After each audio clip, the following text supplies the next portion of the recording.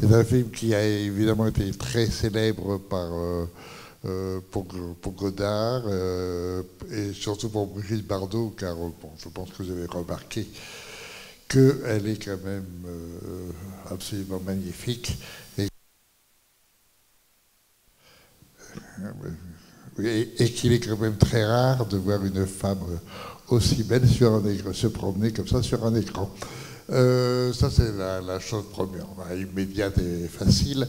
Reste un film qui n'a pas perdu une seule qualité de ce qu'il avait déjà au départ et que l'on peut considérer avec raison comme l'un des chefs-d'œuvre non seulement de Godard, mais du cinéma lui-même. Donc je vous laisse un peu la parole pour dire votre opinion, même si vous n'êtes pas d'accord, au contraire, dire que vous n'avez pas aimé le film. Il serait intéressant de partir justement de votre opinion pour essayer de voir et d'analyser un film tout à fait quand même passionnant. Donc je vous écoute. Bon. C'est pas facile à vous mettre comme ça en train. Pas de réaction immédiate. Bon. Non, parce que je préférerais que vous commenciez pour que je puisse, moi, aborder, parce que c'est un film qui est tellement riche que je ne peux pas commencer à en parler comme ça directement. Je préfère que ce soit une réaction et qu'à partir de cela, on puisse véritablement non pas faire une analyse, mais comprendre comment fonctionne le film. Parce que ce n'est pas un film si simple que ça à comprendre. Oui. Ah oui, c'est parce que d'accord. Ok. Bon, voilà, je veux maintenant qu'on a... voilà, monsieur... Là. Attendez une seconde. Voilà. Pardon. Oui, c'était... Merci beaucoup. Le film est inspiré d'un roman. Oui, de Moravia, oui. De Moravia, voilà, et j'aurais souhaité savoir, parce que moi je n'ai pas lu le roman, j'aurais souhaité savoir quelle est la part de Godard dans le film au regard de ce qu'a pu écrire en premier Moravia. C'est-à-dire en quoi le film se distingue-t-il, peut-être dans son histoire, de ce qu'a pu écrire le romancier? C'est justement, il ne se distingue pas réellement du roman sur l'histoire elle-même, c'est-à-dire donc une histoire d'amour qui s'arrête. Donc Godard a parfaitement compris qu'il fallait respecter je dirais, le scénario du roman. Bon, la chose qui l'intéressait, c'était qu'il fallait transposer ce qui était de l'ordre de la littérature dans le domaine du cinéma. Et la caractéristique de Godard, depuis son premier film jusqu'à son tout dernier Éloge de la parole, et le prochain, j'espère qu'il le fera, c'est de reprendre la réflexion de André Bazin, dont vous avez entendu la citation au tout début des génériques. Donc André Bazin, qui était à l'époque un grand critique, un grand théoricien du cinéma, et l'un des tout premiers à avoir essayé de comprendre en quoi consistait le cinéma. Et en particulier, Bazin a écrit une œuvre sur qu'est-ce que le cinéma. Bon, donc, et Godard, si on regarde bien son œuvre, c'est tout simplement de poursuivre cette question, et son œuvre interroge le cinéma. Qu'est-ce que le cinéma? Et donc, il faut transposer ce roman, cette histoire, en cinéma. Et en cinéma, ça donne quoi? Vous avez pu remarquer que, bon, une chose immédiate que vous avez remarqué, c'est-à-dire que vous n'avez absolument pas un seul moment dans le film où il n'y a, où il n'y a pas de déplacement. Tout est tout le temps en déplacement, en permanence, que ce soit la caméra, les personnages, etc. Bon, ça c'est une première chose. Il y a une deuxième chose. Le cinéma, Godard le regarde et il dit c'est une machine. C'est pour le premier art véritablement qui ne soit pas composé à partir d'éléments, bien sûr, qui sont quand même des éléments matériels, que ce soit la peinture pour les peintres, que ce soit les instruments de musique pour les musiciens, que ce soit même la plume pour l'écrivain. Il faut passer par de la matière. Mais la grande différence, enfin, ce qu'apporte le cinéma véritablement, c'est maintenant une technique, une technologie qui permet de faire le cinéma. C'est la première fois dans l'histoire de l'humanité que d'un seul coup, un art naissait à partir directement d'une technologie. Et cette technologie, c'est une machine, c'est donc une machinerie, et à partir de cette machinerie, on fait. Alors cette machinerie, il faut la décomposer, il faut voir comment elle fonctionne. Elle fonctionne à partir d'abord du mouvement. Bon, vous direz que le cinéma n'est pas le seul art du mouvement. La musique est un art du mouvement, la danse est un art du mouvement, la littérature ou le théâtre sont des arts du mouvement. On peut dire seuls peut-être les arts graphiques, et la peinture entre autres n'est pas un art du mouvement, quoique il y a quand même un essai de travail sur le mouvement à l'intérieur de la fixité de la représentation graphique. Mais cet art du mouvement n'est pas simplement qu'un art du mouvement. Justement, c'est un art d'une machine qui permet le mouvement. Et une machine qui va se composer de deux choses. D'une part, on en est encore ici à l'époque de la pellicule, d'une pellicule donc qui va être constituée de 24 images, enfin je dis 24 parce que ça a bougé, mais enfin que l'importance, 24 images par seconde. C'est 24 images fixes, c'est-à-dire des images immobiles, qui sont séparées les unes des autres par une petite barrière, qui fait que vous avez 24 images qui vont se succéder les unes après les autres. Si vous arrêtez la machine, c'est-à-dire le projecteur ou la caméra, vous aurez une image fixe. Rien ne bouge. Bon. Donc, c'est l'entraînement de cette pellicule par un mouvement qui vient d'ailleurs directement dans la machine à coudre, d'ailleurs, c'est aussi banal et vulgaire que ça, qui permet à l'idée de mouvement. Mais si vous réfléchissez bien, vous apercevez que, à la base, la pellicule, c'est donc une succession d'images fixes, et si vous allez encore un peu plus loin, vous apercevez qu'au fond, la pellicule, c'est déjà du montage. Il y a une image fixe, une image fixe, une image fixe, et on est déjà dans le montage avant même de travailler le montage quand on a tourné un film. Donc, à partir de ce moment-là, vous avez donc un matériel qui est fait d'une succession de ruptures. Il y a un plan, rupture, plan, rupture, plan, rupture, plan, rupture. En d'autres termes, vous allez avoir le mouvement et ce qui est à l'origine même du mouvement, c'est-à-dire le temps, la temporalité. La temporalité qui permet à ce moment-là d'avoir un jeu d'instants. Et vous allez avoir une succession d'instants.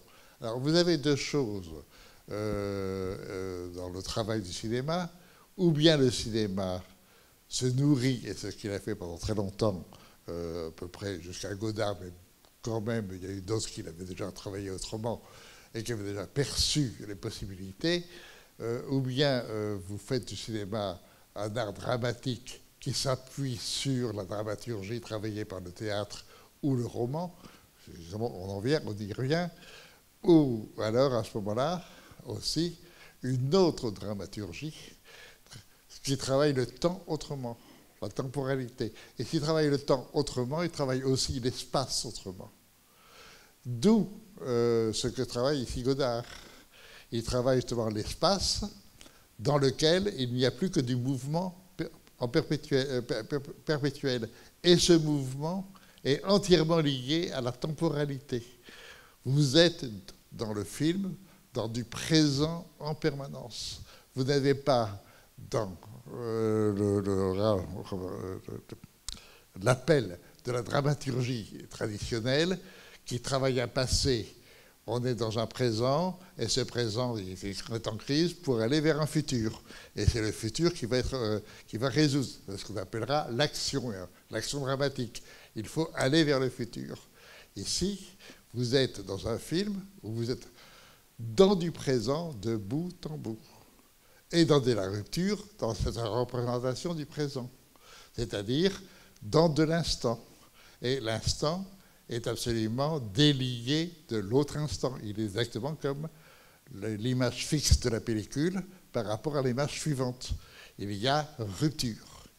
Par exemple, vous avez une expression directe de ça, c'est au moment de la fin de la mort de Camille.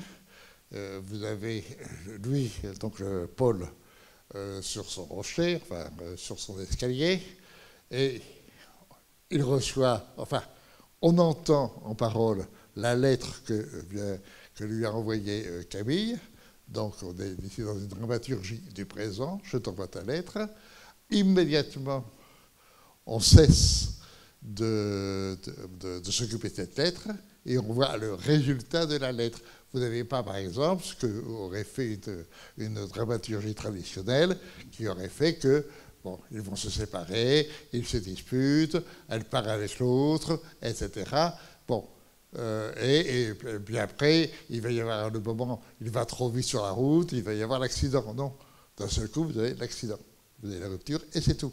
C'est-à-dire que tout le film est travaillé sur cette donne-là, qui est celle de l'instant présent. Et c'est ce que fera toujours Godard toute sa vie, c'est-à-dire chercher l'essentiel même du cinéma dans sa constitution véritablement mécanique et donc dans ce qui est le travail sur l'espace, l'espace-temps, donc le présent et l'instant de ce présent, et donc la succession d'instants.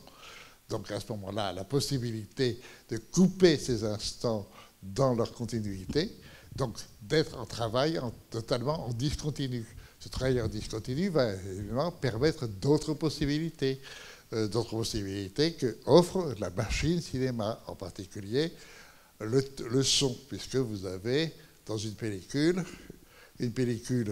qui est consacrée à l'image et une pellicule consacrée au son. Et donc une petite lisière à côté de l'image qui permet au son de venir s'inscrire. Et à ce moment-là, il n'y a aucune raison que le son ne soit pas lui aussi travaillé comme de la pellicule, puisqu'il est sur la pellicule.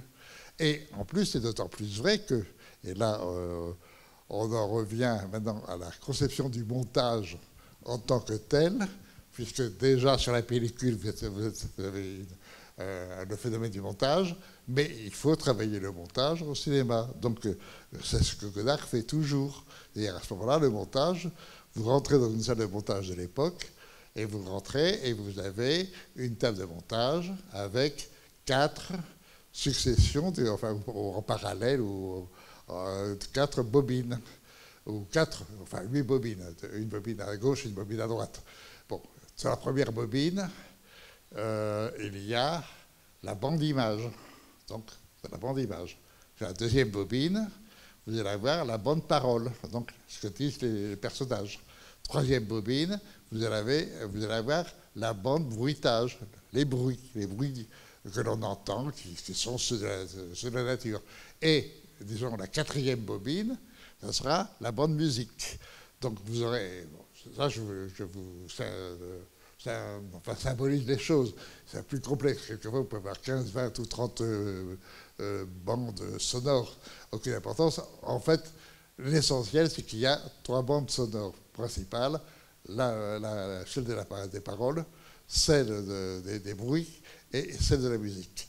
Donc, en travaillant ces bandes, il n'y a pas de raison, si vous voulez, de faire ce que fait le cinéma traditionnel qui obéit à la dramaturgie de la continuité, où les choses sont continues. Donc, dans ce cinéma traditionnel, les 3 bandes sonores vont se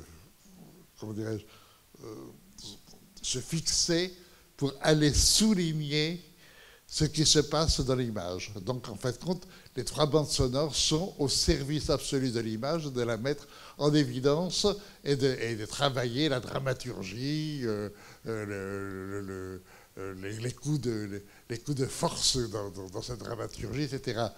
Alors que si vous travaillez ce que va faire Godard, les espaces, en effet, espaces, bande d'image, bande parole, bande bruitage, bande sonore, à ce moment-là, il n'y a pas de raison de les mettre ensemble.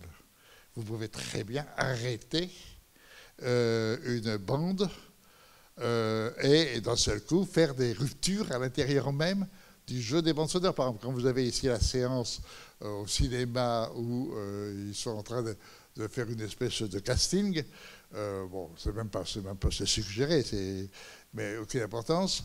Vous avez un moment, on entend la musique qui est en train d'être jouée sur scène, ou la chanteuse terra sur scène, puis d'un seul coup, rupture, et on a la parole.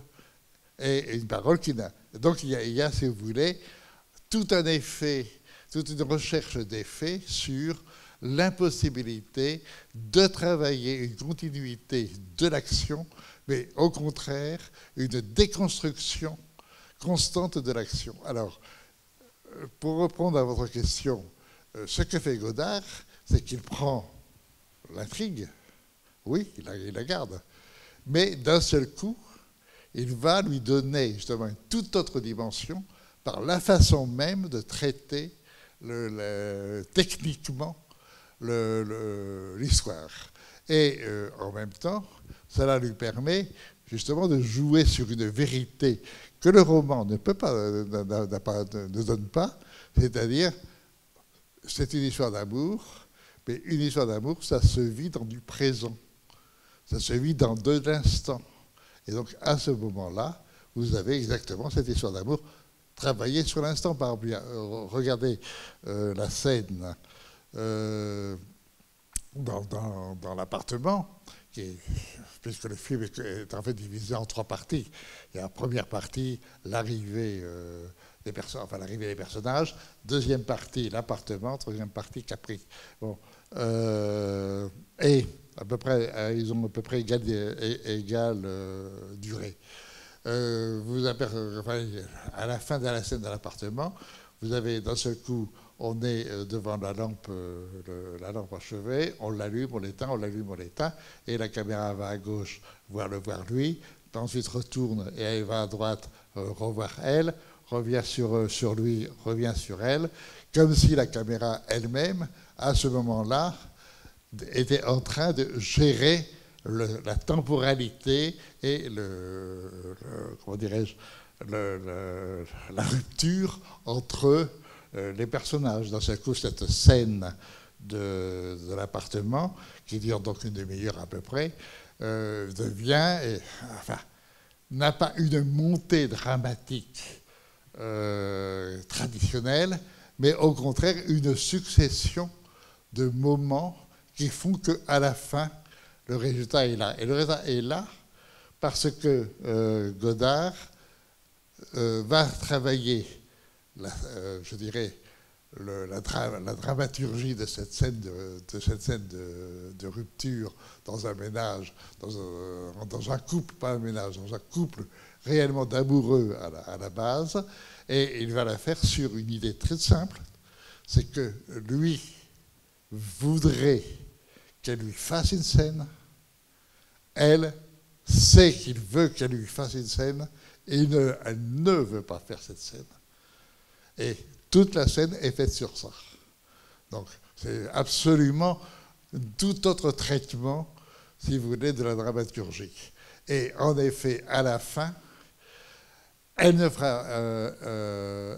fera pas la scène, mais la scène, elle, se sera faite toute seule. Et elle se fera toute seule, et à ce moment-là, donc, quand elle sort de l'appartement, la réponse est là, je te méprise. En d'autres termes, tu as voulu me vendre à ton patron parce que tu n'as pas assez de confiance en toi et tu me trouves peut-être trop belle pour toi et je t'interdis de te... Moi, je t'aime et mon corps t'aime. C'est pas pour rien que le film débute par toute la scène d'amour. J'aime ton corps, j'aime tes pieds, j'aime tes jambes, j'aime tes fesses, etc. Je suis à corps et tu ne veux pas, au fond, accepter mon corps. Tu veux vendre mon corps pour pouvoir m'aimer et me conserver. Et ça, c'est inadmissible. Je te méprise. Voilà le traitement, si vous voulez. Et c'est ce que vous avez vu, c'est ce que vous avez été travaillé pendant le film. Et reprenez n'importe quel moment du film, ça devient comme ça. Alors évidemment, après, ça permet ce style de rupture en permanence, permet des moments fantastiques de poésie, en particulier, entre autres, l'intervention des figures mythiques, qui sont en plus des choses de cinéma, c'est-à-dire que ça renvoie à la vérité des cinémas, c'est-à-dire ce sont des plâtres, que vous voyez Neptune, que vous voyez Achille, ou pas Achille, dites comment ça s'appelle déjà l'autre, Ulysse, etc., ou Vénus, enfin, ou Pénélope, en quelque importance, vous voyez des espèces de plâtres, et en même temps, d'un seul coup, vous êtes transporté ailleurs. Alors, évidemment aussi, l'utilisation, par exemple, d'un décor. Utiliser la villa de Malaparte à Capri et l'utiliser de cette façon-là, c'est absolument magnifique, la façon dont Godard utilise les éléments du réel. Et d'un seul coup, les déréalise en étant peut-être celui qui est le plus proche de la réalité même de la chose. C'est-à-dire qu'on peut dire que la façon dont il filme la villa de Malaparte, c'est digne des meilleurs documentaires, quoi. C'est-à-dire que vous avez la maison telle que vous pouvez l'imaginer et telle que vous ne la verrez pas, puisqu'elle vous est interdite. Je ne sais pas si on la visite maintenant. Mais enfin, à cette époque-là, elle était évidemment non visitable. C'était situé sur son sommet, là, au-dessus de Capri, qui est évidemment une chose extraordinaire. Et le film, dès le premier plan du film, c'est-à-dire déjà l'idée de vous dire, je fais un film sur le cinéma, donc un tournage de film, mais je fais un film sur le cinéma. Qu'est-ce que c'est que le cinéma? Qu'est-ce que c'est que cet art? Et je le prends au pied de la lettre. Godard est quelqu'un qui, à tout niveau, travaille au pied de la lettre. C'est pour ça que, comme beaucoup de gens qui disent « je n'aime pas Godard » ou « je ne comprends pas Godard », etc., parce qu'il y a chez lui une sorte de volonté de revenir, je dirais presque au pied plat ridicule, c'est-à-dire je prends les choses au pied de la lettre, les mots au pied de la lettre, donc à revoir dans d'autres films de Godard, la façon dont il vous dispose, il vous fait éclater un mot, selon le concept de la préciosité, qui à la même époque, des gens comme, les noms, le fameux psychiatre Lacan, ou d'autres qui coupent les mots, le persévère, etc. Godard en fait plein des mots comme ça. Par exemple, son fameux mot sur les producteurs, etc., ou les distributeurs du cinéma, en les appelant les professionnels de la profession. Donc, d'un seul coup, il fait toujours tout éclater, même dans le sens, il fait éclater les sens. Et son travail est justement celui-là. Et ce qui est magnifique dans son cinéma, c'est enfin lui-même d'ailleurs se considère comme tel, c'est un chercheur. Il dit je ne devrais pas être payé comme un artiste, mais ça devrait être le CNRS qui devrait me payer puisque je suis un chercheur. Et il cherche.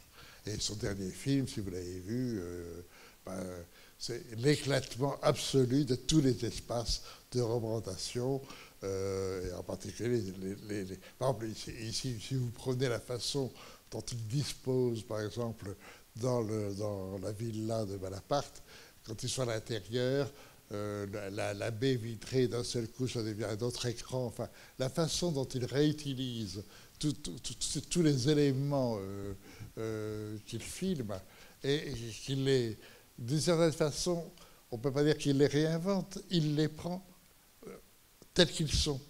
Mais d'un seul coup, le fait même qu'ils n'ont plus à être mis dans une distribution de continuité, mais au contraire en discontinuité, ils prennent une singularité que vous n'auriez pas si vous étiez dans la montée dramatique traditionnelle de la plupart des films ou des romans ou des pièces de théâtre. Alors, vous me demandez, je fais peut-être un long parcours, mais vous me demandez ce qui est le propre de Godard par rapport à Moravia. Bon, ben voilà. Moravia, c'est quand même un littérateur qui fait une dramaturgie. C'est une dramaturgie d'une crise dans un couple, et d'un couple profondément amoureux. Bon, alors évidemment, avec une chose ici qui est aussi chez Malaparte. Pas Malaparte, chez Moravia. Qui est aussi la situation sociale. Le drame de Paul, c'est d'être un intellectuel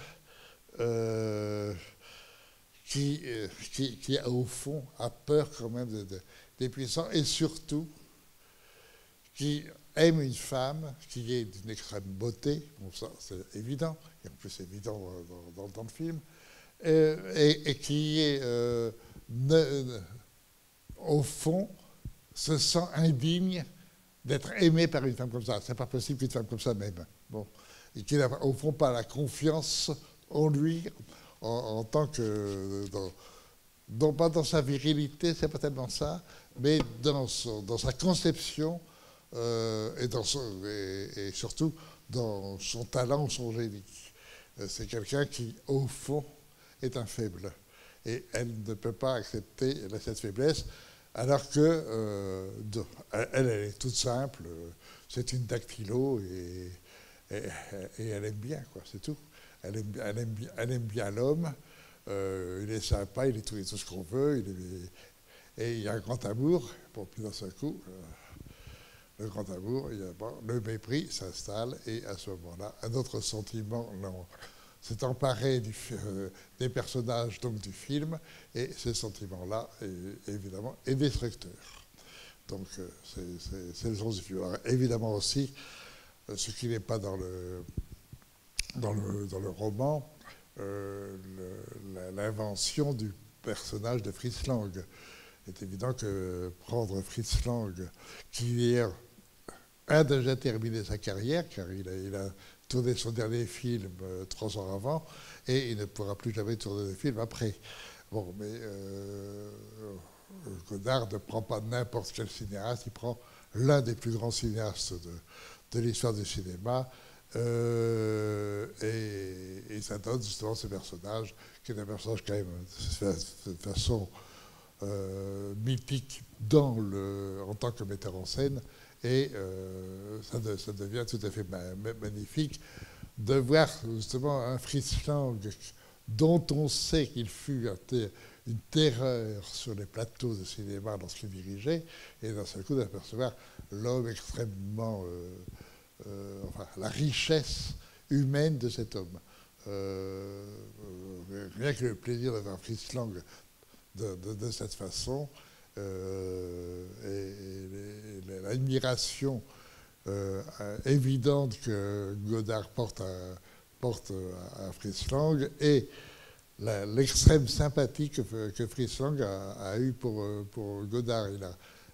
Il a compris qu'il avait affaire à un nouveau génie du cinéma.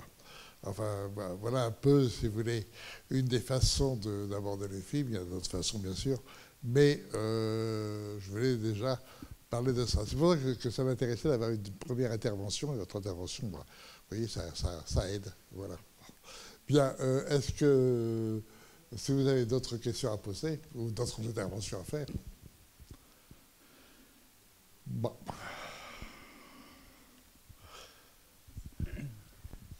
Enfin, j'avais deux petites remarques aussi à faire, simplement pour au niveau du casting, enfin de la distribution. Il y a Brigitte Bardot, bien sûr, Michel Piccoli. Je ne sais pas à quel moment il était de sa carrière à ce moment-là. Je me souviens qu'il avait joué dans le Doulos, peut-être, qui doit dater à peu près de cette époque. Connu, il était déjà assez connu, oui. En 1963, connu. Il a commencé. Piccoli a commencé avec Louis Daquin, donc dans les années 50. Ah oui, d'accord. Donc il est vraiment dans... Oui, non, il est déjà... non, parce que dans le Doulos, j'ai l'impression que c'est à peu près la même époque, mais il a un rôle secondaire. Donc c'est pour ça que c'est un peu avant, c'est peut-être un peu avant. Et puis alors, il y a moi, ce qui m'a surpris, c'est là vous en avez parlé, donc vous avez répondu à ma question, c'est le rôle tenu par Fritz Lang.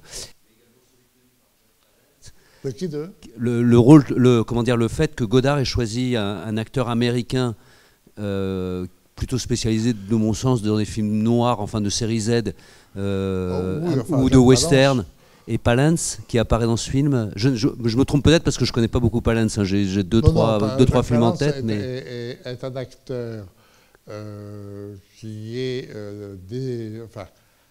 à qui on attribue les rôles de méchants, dans les westerns, dans les thrillers, etc., mais qui est quand même une vedette. Hein, qui est une vedette, d'accord. Ouais. Oui.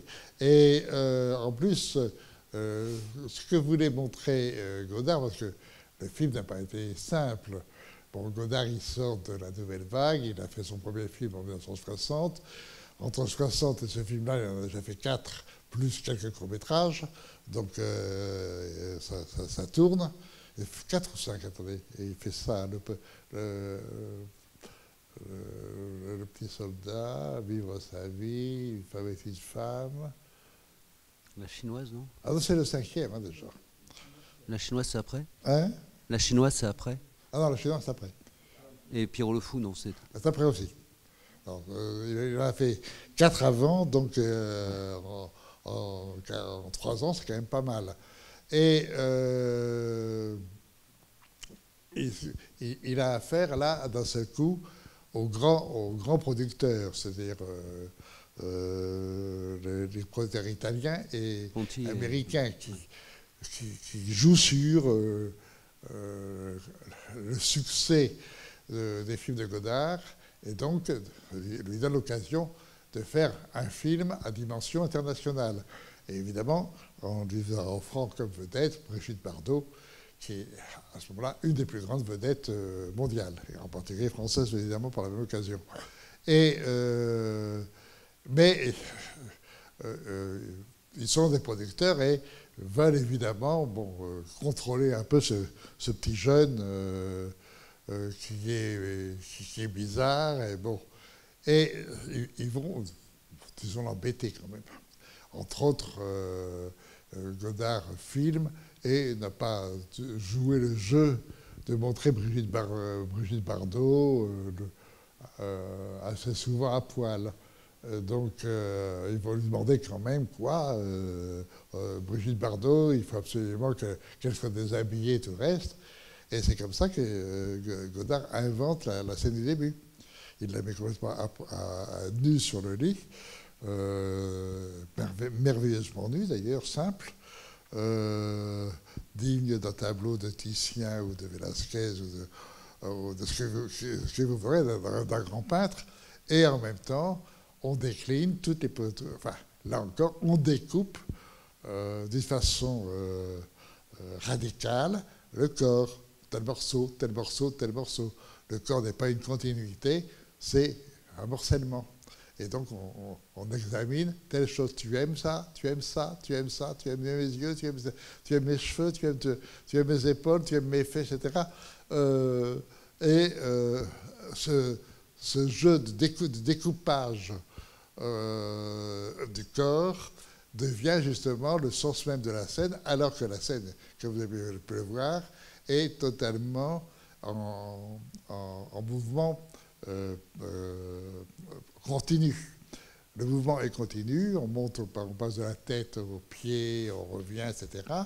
Simplement, vous avez une rupture à l'intérieur qui sera celle de la couleur. Vous aurez un début en bleu, puis d'un seul coup, brutalement, ça sera en rose ou rosé, et de nouveau en bleu.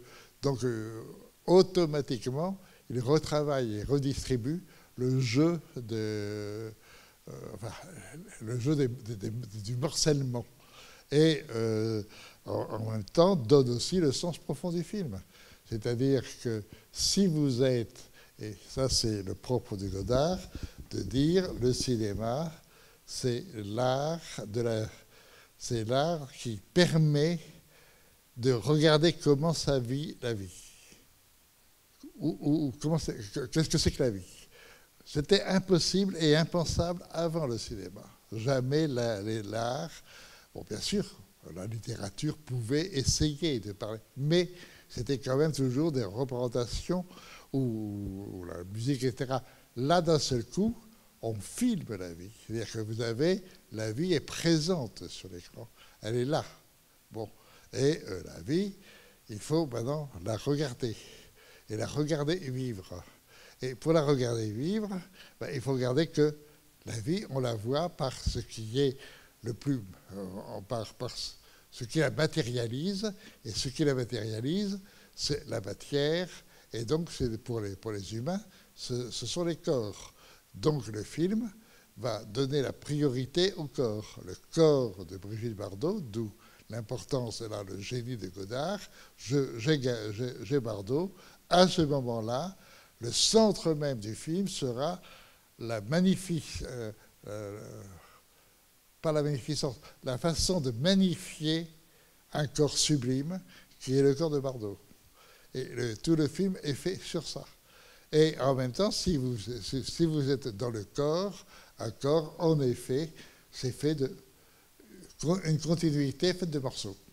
Donc, vous aurez le sens même du film et l'idée en même temps de la rupture amoureuse sera faite sur ça. C'est-à-dire qu'un homme a peur d'aimer, ne se sent pas digne d'aimer un corps sublime parce qu'il justement il se sent inférieur enfin non, il ne se sent pas assez fort pour aimer ce corps. Et je trouve que c'est très très beau sur le rapport amoureux. Ça va beaucoup plus loin que les petites histoires, je t'aime pas, pourquoi, etc. Là, c'est très simple. Il y a un corps, on aime ou on n'aime pas le corps. Et de ce point de vue, Godard est un cinéaste tout à fait passionnant dans le sens où, justement, le corporel est chez lui capital. Et si vous voyez son dernier film, là, Éloge de la parole, vous apercevez qu'il détruit tous les espaces, justement pour bien vous montrer, en particulier, le triple espace spatial, c'est-à-dire horizontal, vertical et perpendiculaire, et vous les fait éclater par rapport à l'espace-temps.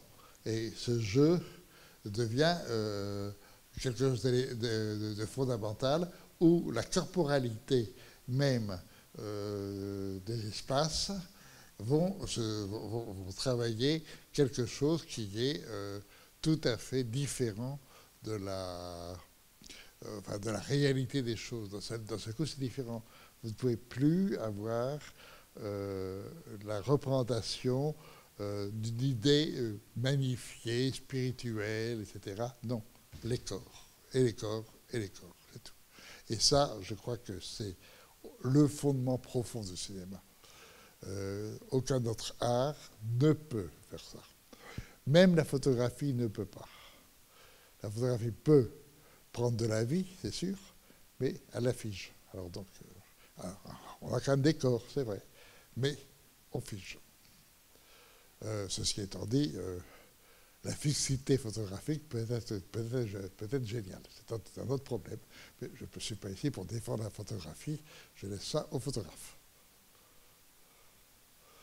Bien, oui, madame, s'il vous plaît. Voilà.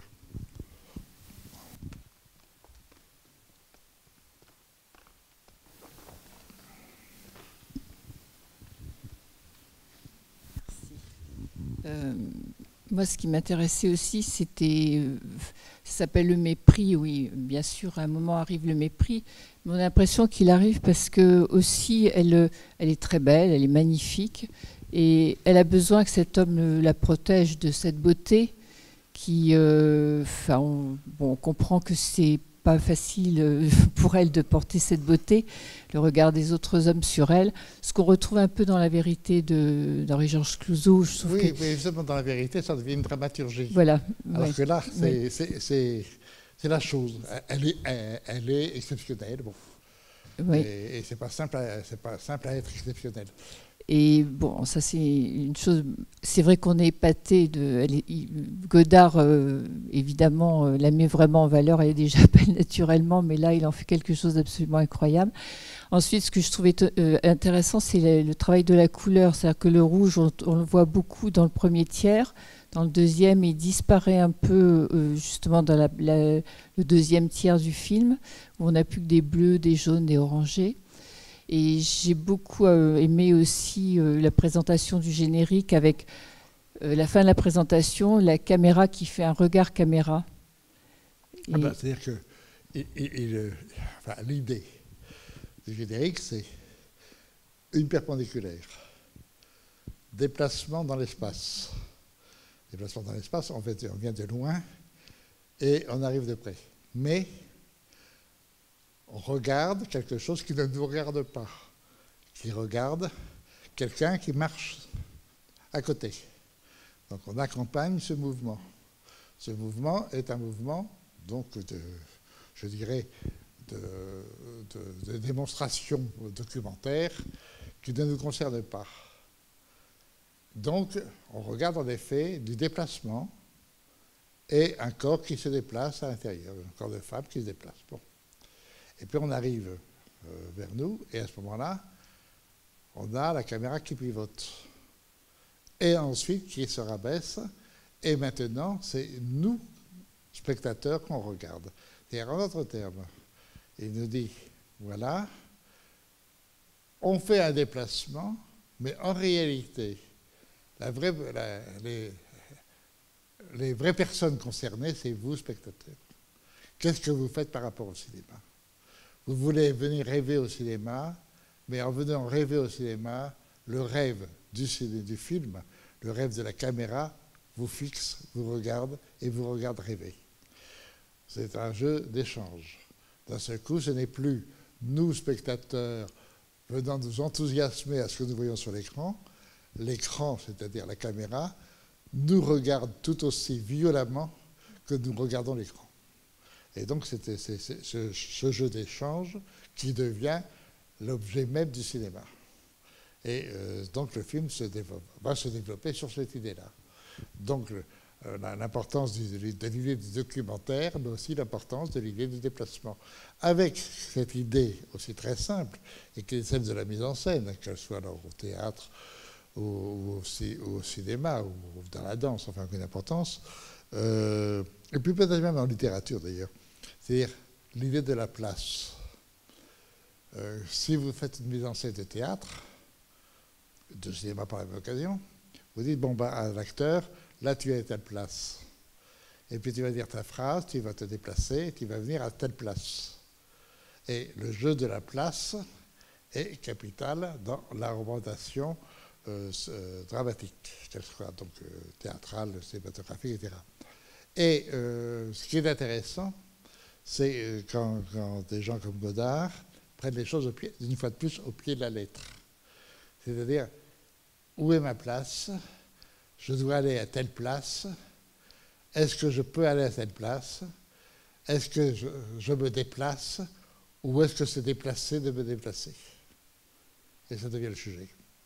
C'est-à-dire l'écriture même de la mise en place, de se déplacer, devient le sujet. Et le film, justement, va être le jeu de ces multiples déplacements où les personnages cherchent de nouveau à se placer et ne savent plus où se placer. Et ça prend toutes les proportions même de l'argumentation pour aboutir à la fin à la dimension de la hauteur. C'est-à-dire que se servir de l'escalier sur le toit de la villa de Malaparte pour en faire justement, on monte, on descend, on grimpe. Où est la place? Où est notre place? Et à la fin, si vous prenez la fin du film, c'est Paul qui vient de faire ses adieux, et en effet, il n'est plus à sa place, il va essayer de trouver une autre place, ou une place. Et au début du film, le travelling s'est fait sur, en effet, où est la place? Et donc, si où est la place des personnages, enfin de la caméra terra, ben, c'est pour aboutir à notre place à nous, donc c'est nous qu'on va regarder. Vous comprenez? C'est revenir aux fondamentaux. Et la place dans la représentation dramatique est capitale. Vous ne pouvez pas faire une mise en scène si vous ne mettez pas, bon, vous le savez peut-être, mais par exemple que ce soit au théâtre ou au cinéma, la danse moins, parce que c'est moins facile, mais vous avez, on met à la craie les places des personnages.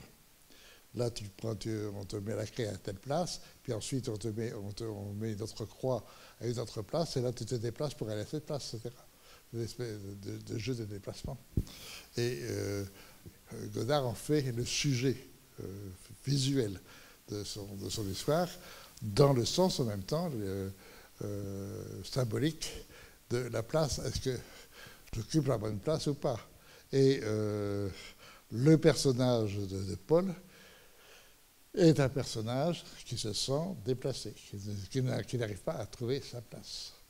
Alors que le personnage de Lang, par rapport à Procoche, il a sa place et il reste à sa place, etc. Et Procoche, c'est un personnage justement un peu violent, qui veut mettre tout le monde à sa place, ou les obliger à prendre la place qu'il veut qu'ils prennent, mais en même temps, c'est lui qui va être perdant. On a l'impression aussi que Camille se sent pas vraiment à sa place, parce que combien de fois elle dit « je m'ennuie ». J'ai pas envie. Et j'aime beaucoup la scène justement avant l'accident, en voiture, où elle dit je suis dactylo. En d'autres termes, j'ai une magnifique voiture décapotable, je ne sais pas ce que c'est une Mercedes, c'est une Ferrari. Enfin, oui, excusez-moi. Mais je suis. Bon. Mais le fait que je sois exceptionnellement belle me permet d'être à n'importe quelle place. Mais au fond, ma place n'est pas là. Etc. C'est très intéressant, c'est-à-dire que c'est jouer avec les éléments premiers, en fait. Et enfin, pour moi, Godard, c'est le grand cinéaste de la fin du siècle, quoi, ou du début du siècle. C'est sûrement le plus grand cinéaste aujourd'hui. Mais ce n'est pas un cinéaste facile, c'est évident. C'est-à-dire que, enfin, je ne sais pas, je l'ai sûrement dit ici, c'est dans l'écriture et par l'écriture qu'on voit l'œuvre, et qu'on voit les artistes. Et chez Godard, il va à l'écriture première. C'est pas compliqué. Qu'est-ce que c'est que, je répète, qu'est-ce que c'est que le cinéma dans son côté constitué mécaniquement, physiquement, etc. C'est ça qu'il travaille. Oui, ce qui est extraordinaire, c'est que justement, comme vous disiez tout à l'heure, on ressent bien l'instant présent, et comment dire, c'est très ténu, c'est-à-dire ces moments comme ça où d'un seul coup il y a un basculement et ça aurait pu être autrement, mais voilà, il y a eu ce présent-là qui fait qu'il y a l'autre présent. Dans la scène de l'appartement, que je trouve être la scène la plus, c'est incroyable, ouais, la plus étonnante, parce que une histoire de séparation de couple, Bon, en général, on joue justement, qu'est-ce qui va se passer, je cache, etc. Non, là, c'est ouvert. Mais c'est dans le transport. Et un transport qui ne transporte plus. Oui, on sent le moment de rupture, il s'est passé quelque chose. Et en fait, il n'y a pas tellement de dialogue. C'est vraiment un aller-retour entre les deux personnes. On sent peu à peu ce qu'elle peut ressentir. Et l'attitude de Paul est une attitude, justement, quand même de faible. Donc, elle lui reproche d'être faible. Elle lui reproche, elle le sent. Moi, je trouve, c'est une des plus belles scènes d'amour, contrariée, d'accord, mais une des plus belles scènes d'amour de l'histoire du cinéma. C'est magnifique. Et puis en plus, le faire en deux personnages uniquement pendant une demi-heure sur ce thème-là, il faut le faire. Hein. Bon, voilà. Oui, pardon. Est-ce que vous pouvez dire deux mots de l'influence de ce film sur la nuit américaine de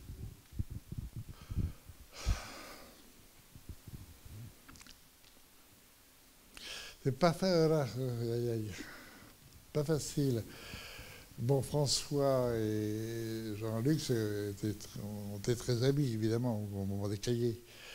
Au début, il ne faut pas oublier que c'est...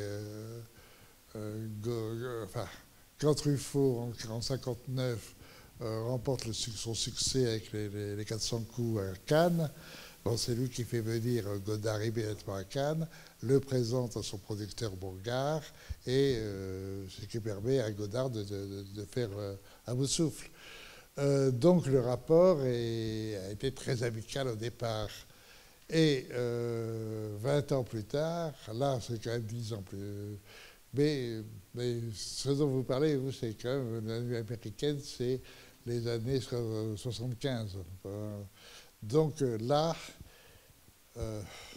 si vous voulez, pour parler de façon plus simple, quand vous avez en art un groupe qui se réunit et font ce qu'on appelle une école. Mettons, vous prenez les impressionnistes et d'un seul coup, il faut une école. Bon. Il y a eu beaucoup d'écoles comme ça, artistiques, dans tous les domaines, dans tous les domaines des arts. Il est évident qu'au début, il y a une parfaite cohésion et une communion à l'intérieur des idées, de la façon de sentir, etc. Bon, si vous prenez les impressionnistes, il est vrai qu'au début, ils sont tous ensemble.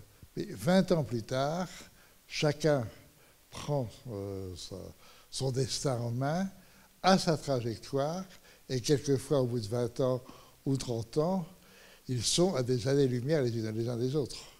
Après tout, je ne sais pas, même s'ils sont restés amis réellement, Renoir, Auguste et Cézanne, au bout de 30 ans, c'est quand même très loin l'un de l'autre. Hein. Et bien d'autres comme ça. Et c'est ce qui est arrivé entre Godard et Jean-Luc, entre Godard et François. Alors c'est vrai que quand il fait la nuit américaine, au fond, François, lui, veut encore continuer à faire une sorte de démonstration de qu'est-ce que c'est que tourner un film. Alors que Godard le fait, mais ce n'est pas son sujet. C'est un sujet accessoire pour Jean-Luc. Alors que pour François, ça devient le sujet même de l'histoire. Comment fabriquer un film.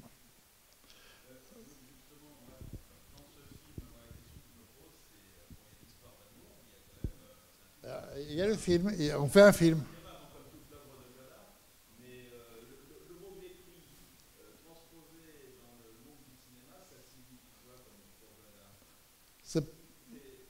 Ça ne signifie rien, justement. Non, non, parce que Godard est dans le faire. On fait. Il n'est pas dans le défaire ou le refaire. On fait. Et les choses se font, c'est tout. Alors que si vous prenez la nuit américaine de Truffaut, vous vous apercevez que c'est souvent construit sur une histoire les rapports de force, de pouvoir, d'inquiétude, enfin, ce qui est vrai qu'il y a. Mais au fond, le problème de Truffaut, dont il se sort fort bien par ailleurs, c'est qu'il a besoin de la dramaturgie classique, François. Alors que justement, Jean-Luc n'en a pas besoin. Et il la refuse. Mais alors là, bon, en même temps, La Nuit américaine et l'autre où Truffaut a reçu tous les prix avec Depardieu et Catherine. Comment Dernier métro. Là, Godard il vient de faire de nouveau son retour au cinéma commercial, enfin dit commercial, façon de parler de Godard, qui est Sauf qui peut la vie.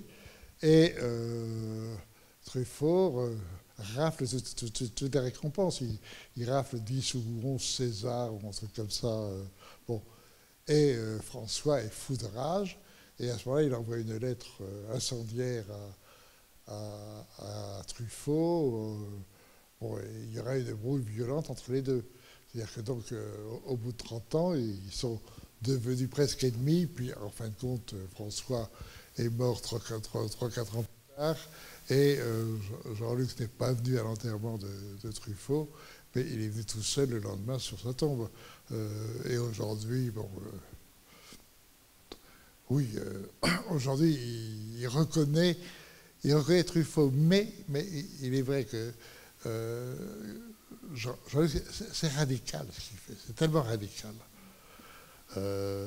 Aucun autre cinéaste n'ose faire ce qu'il fait, quoi. Et c'est en même temps pourquoi aussi il impressionne tellement tous les autres grands cinéastes. Les petits cinéastes n'ont pas d'importance, mais les grands cinéastes, qu'ils soient américains, asiatiques, etc., tous sont quand même stupéfaits par ce que fait Godard. Et en même temps, ce que fait Godard, c'est très léger en même temps. C'est-à-dire que ce n'est pas un cinéaste qui vous fabrique des effets que l'on voit, ah, regarde l'effet, etc. Non, dans ce coup, c'est tellement lisse, c'est tellement rapide qu'on n'a pas le temps de voir les effets. Et les effets sont, en plus, eux, très volontaires. Justement, ils sont faits sur le discontinu, donc sur la rupture.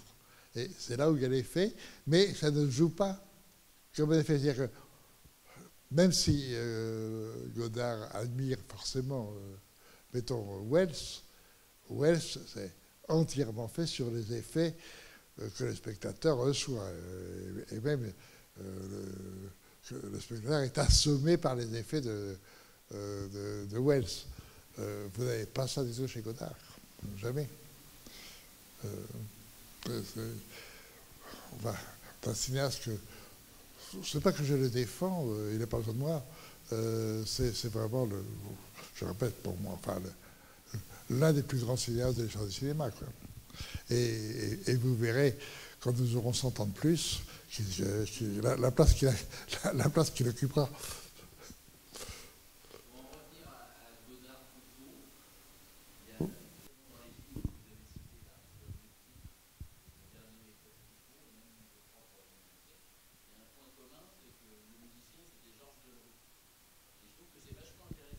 Ah oui, bah...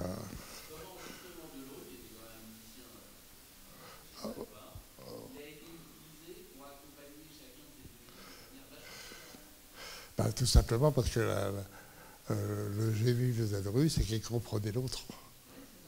Il comprenait parfaitement le cinéma de François et le cinéma de Jean-Luc.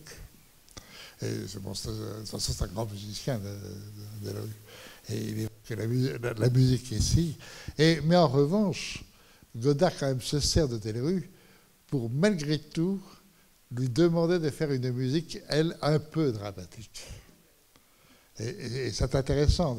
Mais ça ne joue pas le rôle de cette musique-là dramatique que ce type de musique occupe dans les films dits dramatiques. Ils ne soulignent pas, d'un seul coup, ils sont aussi comme des moments d'intervention de quelque chose, d'une sensibilité ou d'une sensorialité qui vient définir un moment, bon, de plus en plus à la fin, ça devient triste, quoi. On sent, on sent que on ne peut pas dire que ça va mal se terminer, parce que si je dis ça va mal se terminer, c'est dire je travaille le futur. Quand vous ne travaillez pas le futur, on ne peut pas le dire. Simplement, on sent que les choses ont une tristesse, quoi. Et la tristesse, c'est que un monde heureux devient devient malheureux, voilà. Mais sans plus. Et la musique retentit sur ce malheur. Alors que chez Truffaut, on est dans la musique la musique dramatique, justement, qui joue la dramaturgie. Bon, voilà.